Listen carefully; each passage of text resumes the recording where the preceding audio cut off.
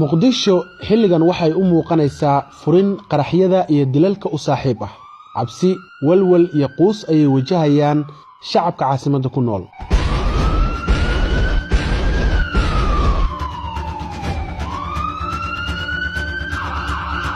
shacabkan dawlad ma rabaan xaqiiq ma aha problemku shacabka ma aha problemku golaha shacabka ma aha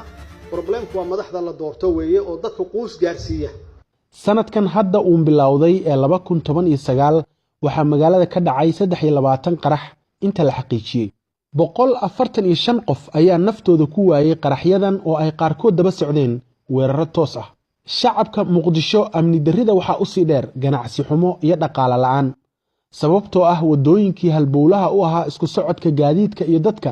ayaa gabi ahaanba xiran waxaana dadku lugeynayaan masaafooyin dhaadheer si ay u helaan nolol maalmeedkooda maalinlaha ah jidadkan la xiraayo oo maalmaha oo dhan xiran waxa weeye waa qayb ka mid ah caburin haddaad doorataan haddaan magaalada nabad keeni waayo baabuurtii waaweynay yaan gadaal ka geli jid la xiraayo ma jiraayo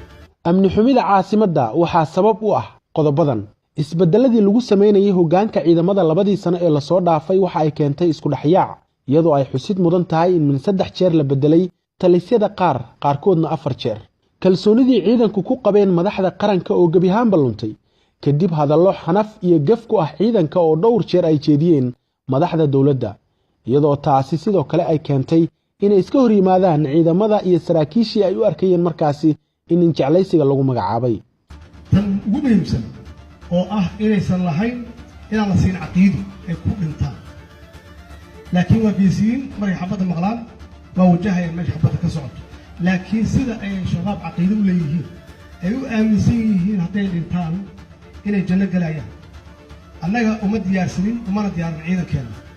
waddaniyad magacaabistii Fahad Yaasiin ee agaasima ku-xigeenka hay'adda muqaabaraadka dalka iyana xaalka ayay sii xumaysay oo sababtu maxay tahay dabayaaqada sanadkii hore waxaa la kala diray inta badan ciidankii sirdoonka ee isugu jiray dhar cadii iyo kuwii la dagaalanka argagixisada ilaa haatan ku dhawaad 2600 askari ayaa laga saaray hay'adda nisa kuwaasoo meelo kala duwan lagu qoray ku dhawaad 737 dhar cadii hay'adda oo isugu jira saraakiil xirfad lagu soo xulay ayaa booliska iyo milishiibiyada loo wareejiyay ugu yaraan 1670 askari oo kamid ahaa garabka hubeysan ee nisa misna loo wareejiyay booliska ayaa marka laga reebo 200 oo tababar dalka Djibouti loogu diray kala yaacay oo suuqa hubkooda la galay waxa ayna shaqada laga eriyay iyadoo meelna lagu wareejin 300 oo ciidan dhar cad ah tani waxa ay sababtay in dalka uusan yeelan sirdoon isla markaana ay qaraxyadu 3 jibaarmaan wax ka hortagana la waayo isla xisaabtan la'aan iyo inaysan jirin cid qaada mas'uuliyadda amniga muqdisho waxay qayb ka tahay amni xumida ragaadisay caasimadda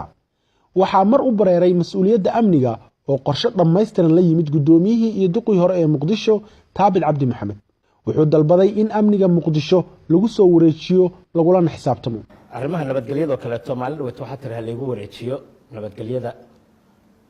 hadii lagu wareejiyo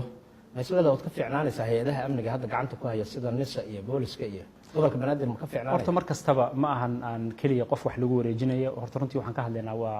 waa masrax jira oo ah golaha amniga ee gobolka banaadir aan wada shaqaynta taala inay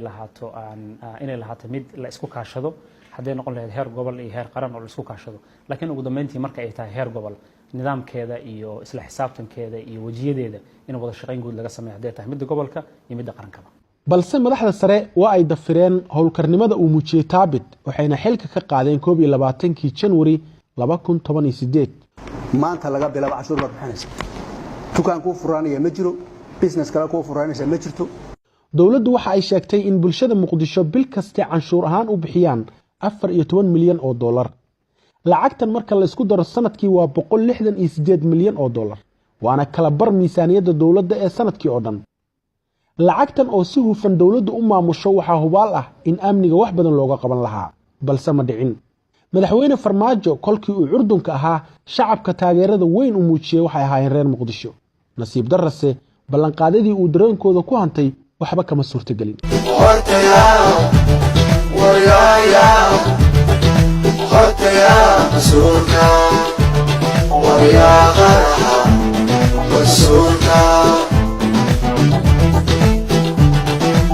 mina qarxayso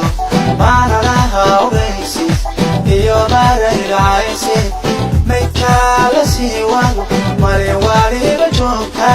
ومسير هرانو مكينو